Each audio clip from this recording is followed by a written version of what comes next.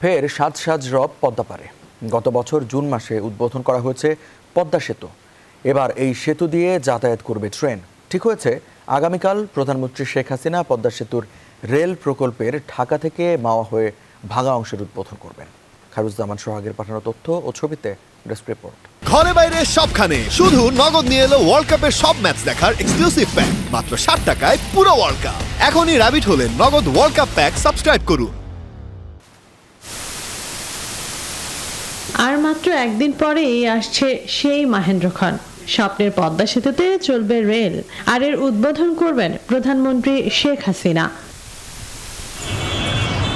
ঢাকা থেকে ফরিদপুরের ভাঙা পর্যন্ত 82 কিলোমিটার রেল সংযোগ উদ্বোধন উপলক্ষে রেল প্রকল্পের সব প্রস্তুতি শেষ করেছে রেল বিভাগ। প্রধানমন্ত্রীকে বরণ করতে রেল জংশনে এখন চলছে পরিষ্কার পরিচ্ছন্নতার কাজ।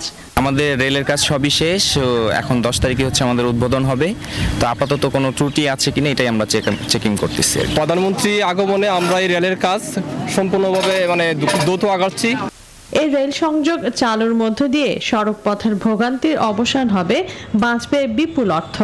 আর ঢাকার সাথে দক্ষিণ পশ্চিমাঞ্চলের রেল সংযোগ এই অঞ্চলের জনগোষ্ঠীর আর্থ-সামাজিক উন্নয়নে গুরুত্বপূর্ণ ভূমিকা রাখবে বলে মনে করেন স্থানীয় জনপ্রতিনিধিরা।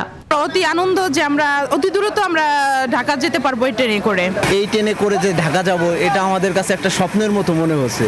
এই রেল লাইন উদ্বোধনের পরেই আমাদের এই অঞ্চলের মানুষের একটা অর্থনৈতিক বিপ্লব হবে এবং রেলের মাধ্যমে খুব কম সময় 45 মিনিটের মধ্যেই কিন্তু ঢাকা যেতে পারবে।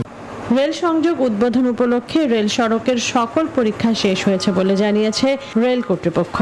স্টেশনের প্ল্যাটফর্ম ঠিক মতো হয়েছে কিনা, তারপরে আমাদের স্টেশনের যে অন্যান্য এলিমেন্ট যেগুলি আমাদের ট্র্যাকের সেগুলি ঠিক আছে কিনা, ব্যালেন্স ঠিক আছে কিনা, এগুলি আমরা কালকে চেক করে এসেছি। এদিকে রেল সংযোগের উদ্বোধনী অনুষ্ঠানে প্রধানমন্ত্রীকে বহন করতে একটি বিশেষ ট্রেন এরই মধ্যে কড়া নিরাপত্তায় পদ্মা সেতু দিয়ে মাওয়া প্রান্তে পৌঁছেছে, যা প্রধানমন্ত্রীকে বহনের আগে কয়েকবার পরীক্ষা করা হবে।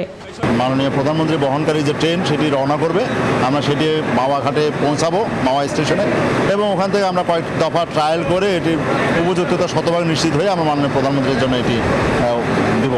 10 অক্টোবর রেল উদ্বোধনের পরে পদ্মা সেতু পাড়ি দিয়ে ফরিদপুরের ভাঙায় সুধী সমাবেশ শেষে ভাঙা স্টেডিয়ামে একটি জনসভায় যোগ দেওয়ার কথা রয়েছে প্রধানমন্ত্রী শেখ হাসিনার। Desk report, news 24।